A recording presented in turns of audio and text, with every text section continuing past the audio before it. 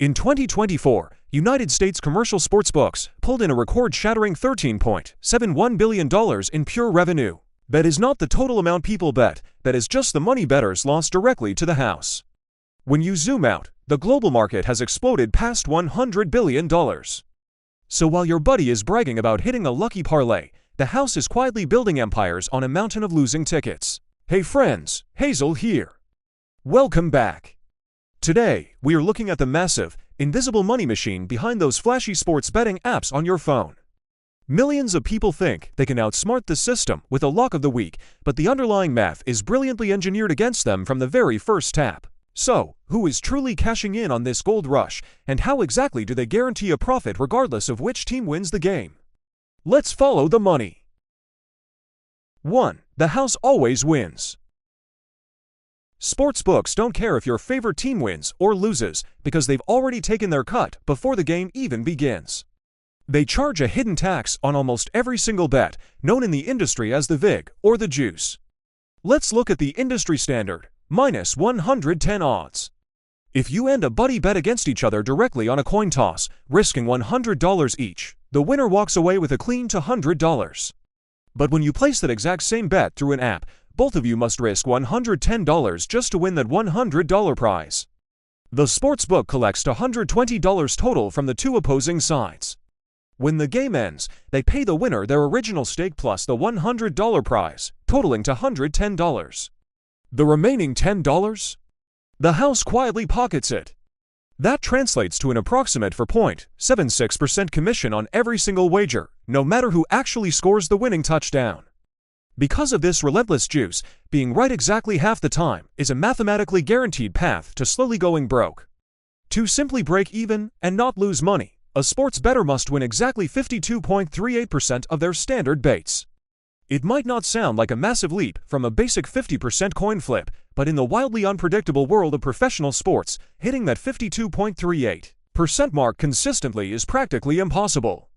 That's exactly why historical data shows that only an estimated 3 to 5% of sports bettors actually make a consistent profit over the long term. But the house is never fully satisfied with just a meager 4% cut. They want a bigger piece of the pie, and they get it through parlays. By convincing players to string multiple baits together into one lottery-style ticket for a massive potential payout, bettors are willingly multiplying the house edge against them. Every single time you add another prediction to a same-game parlay, the sportsbook compounds their mathematical advantage. These complex, multi-leg tickets are spectacularly profitable for the sportsbooks, often carrying massive hold percentages well over 10%. They sell you the thrilling dream of turning a crumpled $5 bill into $5,000, all while mathematically ensuring they keep the vast majority of the cash in the long run. The house doesn't gamble, they just process the math. 2. The profit ecosystem. You might think sportsbooks are the only ones getting rich off your losing parlays, but an entire shadow economy quietly feeds off the hype without ever placing a single bet. While you are sweating over a last-minute field goal, an army of invisible middlemen is already counting its cash. Let us start with the hype machine, affiliate marketers. You see them everywhere. They are the influencers, sports blogs, and popular podcasts aggressively pushing those risk-free sign-up codes. They promise a massive deposit match if you click their special link. But nothing in this industry is truly free. When you use a creator's promo code to open a betting account, they get a kickback. Sometimes it is a flat bounty. They might get $50 to $100 just for bringing a fresh wallet to the slaughterhouse. For a large influencer, a few thousand signups translates to massive, immediate wealth. In darker corners of the industry, these affiliates operate on an insidious revenue share model. The person who gave you that friendly code literally gets a percentage of your lifelong betting losses. They are actively, financially incentivized for you to lose. Every time your team blows a lead, your favorite podcaster gets slightly richer. Then we have the VIP touts or pick sellers. These are the guys aggressively flexing rented Lamborghinis on social media, loudly claiming they have inside information or a guaranteed lock of the century. They prey on desperate bettors, charging hundreds of dollars a month for access to their exclusive picks. Think about the basic logic here for just a second. If someone truly possessed a foolproof mathematical model that could consistently beat the sportsbooks, why on earth would they sell it to you for $50 on Instagram? They would not. They would quietly bet their own money and compound their winnings in secret. The harsh reality is that their supposed locks are often no better than random coin flips. They routinely delete losing predictions to manufacture a fake winning record. Their actual profitable business is not betting, it is selling expensive subscriptions. They take zero personal financial risk, collect your monthly fee, and leave you holding the bag when their picks inevitably fail. Next up are the massive data providers, the true backbone of modern gambling. To offer thousands of live betting options every single day, sportsbooks desperately need ultra-fast, perfectly accurate data. They need to know exactly when a basketball leaves a player's hand, down to the absolute millisecond. A few tech companies monopolize this flow of official league data. They buy the rights from the sports leagues and sell exclusive, low-latency feeds to the betting apps for astronomical fees. It is the classic gold rush strategy. They do not bother digging for gold themselves. They just sell the highly expensive digital pickaxes to everyone else. They rake in tens of millions in guaranteed licensing fees regardless of how the games end. But the biggest, quietest winner is not a tech company or a fake sports genius. It is the government. When sports betting was legalized across much of the United States, lawmakers were not suddenly struck by a deep love for football. They saw a massive, entirely untapped goldmine of tax revenue. Every legalized state sets its own tax rate on sportsbook revenue, and some are absolutely brutal. New York, for example, taxes mobile sports betting revenue at an eye-watering 51%. The house might always have the mathematical edge, but the taxman takes half their chips right off the table. The scale of this money grab is staggering. In 2024, state and local governments collected nearly $3.57 billion in tax revenue from sports betting alone. That is billions of dollars siphoned directly from bettors' pockets, funneled through the sportsbooks, and directly into government coffers. The state governments do not run the apps, they do not set the odds, and they take absolutely zero financial risk on the games. Yet, they legally guarantee themselves a massive cut of every single losing bet placed within their borders. So, when you step back and look at the entire profit ecosystem, the everyday bettor is stuck at the very bottom of a massive, heavily armed food chain. You have the sportsbooks slowly bleeding you with their vig, the affiliates cashing in on your worst days, the touts selling expensive fake dreams, the data providers charging in Cybele tolls, and the government scraping the top off everything. They have built an invincible ecosystem perfectly designed to extract your wealth, one $10 parlay at a time. But if this system is really this heavily rigged, how do the apps convince millions of smart people to keep playing a losing game?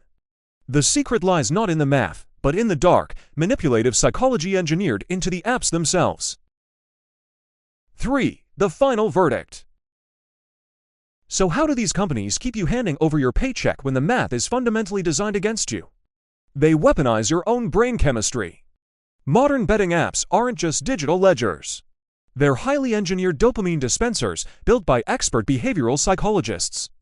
Every time you open that app, you're met with bright colors, flashing live odds, and constant push notifications. They use a concept called intermittent reinforcement. Just like a slot machine, the unpredictable nature of winning occasionally keeps you pulling the lever. Add in the barrage of promotional emails and notifications that your favorite team is trailing, and you have an environment specifically designed to trigger impulsive decision-making. NG. Look at the cash-out feature. It feels like the app is doing you a massive favor, letting you secure a smaller profit before a game ends. But mathematically, it's a brilliant trap. The sportsbook offers you a payout significantly lower than the true probability, weaponizing your own anxiety to secretly increase their profit margin. They give you endless statistics, detailed player props, and deep analytics right inside the app. This creates a dangerous psychological trap known as the illusion of control. You start believing that if you just study the injury reports hard enough, you can outsmart the system. You feel like a savvy investor. But the odds makers have supercomputers processing millions of variables per second. Your gut feeling about a backup quarterback is absolutely never going to beat their enterprise-grade algorithms. Now, what about the absolute elite? I'm talking about that tiny fraction of professional bettors who actually manage to grind out a living. These people, known as sharps, don't bet based on loyalty or hype. They treat sports betting like high-frequency day trading. A sharp doesn't care who wins the game, and they certainly don't watch it for fun. They only care about closing line value. They build incredibly complex mathematical models to identify microscopic moments when a sportsbook has priced an outcome incorrectly. If the true probability dictates a bet should pay plus 100 and a book mistakenly lists it at plus 110, the sharp strikes immediately. They exploit these fleeting inefficiencies across dozens of platforms. But here's the ultimate, dirty secret of the industry. Let's say you actually become a sharp. You build a flawless model, you completely ignore the shiny parlays, and you start consistently beating the house. What is your grand reward for mastering the game? You get banned. Sportsbooks actively track and profile your betting behavior using sophisticated risk management software. The moment their algorithms flag you as a bettor who consistently beats the closing line, they drop the hammer. They'll immediately restrict your account, limiting your maximum wager to something insulting like $2.50, or simply refuse your action altogether. The house legally reserves the right to refuse service to anyone, and they absolutely refuse to let consistent winners stay at the table.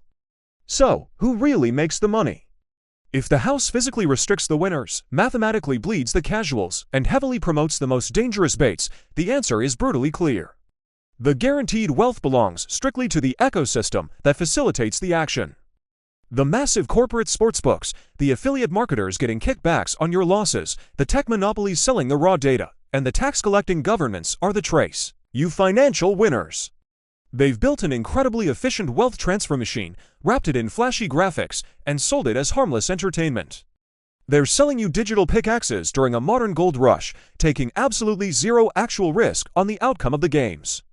The next time a betting app offers you a completely risk-free promotional boost, remember that the house is perfectly happy to let you win a battle because they know they've already won the war. Thanks so much for hanging out with me today. If you found this breakdown helpful, drop a like, hit subscribe, and let me know in the comments what massive industry we should decode next. Stay smart, keep your money safe, and I'll see you in the next one.